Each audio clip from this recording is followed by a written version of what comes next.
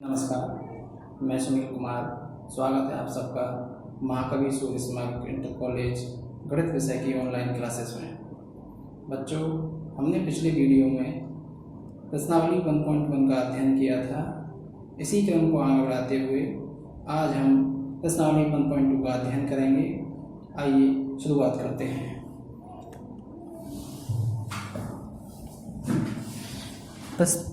अध्याय फर्स्ट है, उसका नाम वास्तविक संख्याएं हैं, जो मैं पिछली वीडियो में आपको बता चुका हूँ। प्रश्नावली 1.2 के कुछ प्रश्न मैंने लिख रखे हैं, जो मैं आपको पढ़ के बताता हूँ। सबसे पहला प्रश्न, निम्नलिखित संख्याओं को अभाज्य गुणनखंडों के गुणनफल के रूप में व्यक्त कीजिए। इस प्रश्न में 5 प्रश्न और हैं, इसके पार्ट हैं 1, 2, 3, 4, 5। इसमें से मैं आपको पहला पार्ट हल करके बताता हूँ और समझाऊंगा कि किस तरीके से हल आपको करना है। जैसे 140, इसके अभाज्य गुणनखंड करेंगे, 2 का भाग देंगे 140 में तो 70 प्राप्त हुआ। फिर 2 का देंगे तो 35 यानी 35 प्राप्त होगा। फिर 5 का देंगे तो 7, अब 7 का देंगे तो 1। जब तक करेंगे जब तक नीचे 1 ना हो जाए। अब 140 बराबर इन अभाज्य गुणनखंडों को रूप में लिखेंगे,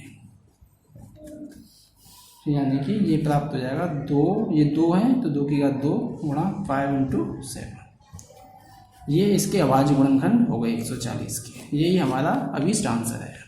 इसी आधार पर हम बाकी के जो 4 पार्ट हैं इनको स्वयं हल कर सकते हैं। अब प्रश्न नंबर 2। प्रश्न नंबर 2 क्या कहता है बच्चों? पूर्णांकों के निम्नलिखित युग्मों के एचसीएफ और एलसीएम ज्ञात कीजिए तथा इसकी जांच कीजिए कि दोनों संख्याओं का गुणनफल एचसीएफ गुणा एलसीएम है। बच्चों, आपने पिछली कक्षाओं में एचसीएफ और एलसीएम निकाले होंगे। उसी आधार पर मैं आपको, इसके भी 3 पार्ट हैं, मैं आपको फर्स्ट पार्ट हल करके बताता हूँ। जैसे 26 और 91, इसके किस तरीके से आप एचसीएफ और एलसीएम फाइंड आउट करेंगे।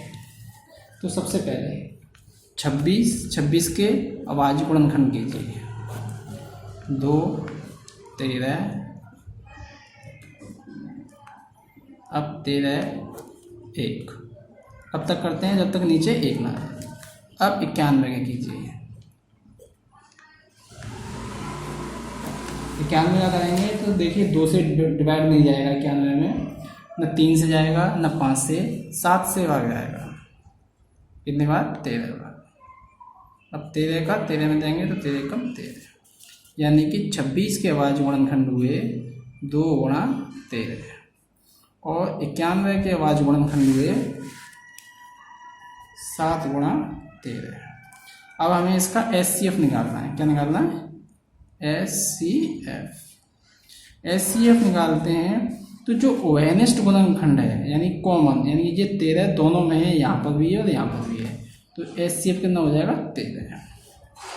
एलसीएम ओवेनिस्ट गुणनखंड गुणा बाकी की जो संख्याएं बचती हैं, जैसे यहाँ 2 बचा है और यहाँ 7 बचा, ये दोनों को भी लिखते हैं।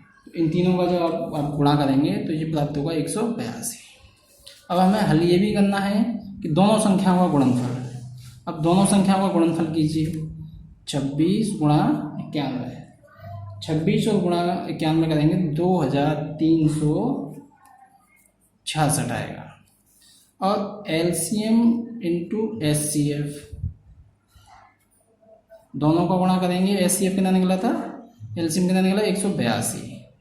एचसीएफ कितना है? 13। इन दोनों का गुणा करेंगे 2366, ये दोनों बराबर। यही सिद्ध करना था कि दोनों संख्याओं का गुणनफल और एचसीएफ का गुणा एलसीएम से करेंगे तो इन दोनों का गुणा बराबर आएगा। अब बढ़ते हैं आगे वाले प्रश्न पर। सवाल संख्या 3, अभाज्य गुणनखंड विधि द्वारा निम्नलिखित पूर्णांकों के एचसीएफ और एलसीएम ज्ञात कीजिए। इनके भी एचसीएफ और एलसीएम ज्ञात करने हैं, पर ये 3 संख्याएं हैं। तो एक मैं आपको इस वाले प्रश्न को भी प्रश्न संख्या 2 की भांति हल कर सकते हैं अभाज्य गुणनखंड द्वारा। तो इसको ये आप स्वयं कर सकते हैं। सवाल नंबर 4 को मैं आपको बताता हूँ। सवाल नंबर 4, अगले वाला प्रश्न। सवाल नंबर 4 में लिखा हुआ है HCF 306 और 657 का 9 ये दिया हुआ है। LCM 306 और 657 ज्ञात करना है। तो देखिए, दो संख्याओं का गुणनफल जो है बराबर होता है HCF इंटू LCM। तो LCM बराबर कितना हो जाएगा, दो संख्याओं का गुणनफल बटे HCF। ठीक है बच्चों, यानी कि HCF भाग में हो गया। अब इन दोनों संख्याओं का गुणा कर लीजिए, 306 657। HCF कितना दे रखा है, 9। कितना दे रखा है, 9। जब इन दोनों को गुणा करके 9 का भाग देंगे तो ये प्राप्त होगा आपको 22,338। ये अभीष्ट उत्तर है प्रश्न नंबर 4 का।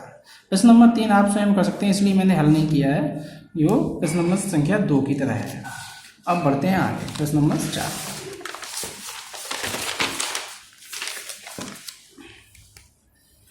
ये मैंने लिख रखा है पहले से, मैं आपको पढ़ के बताता हूँ।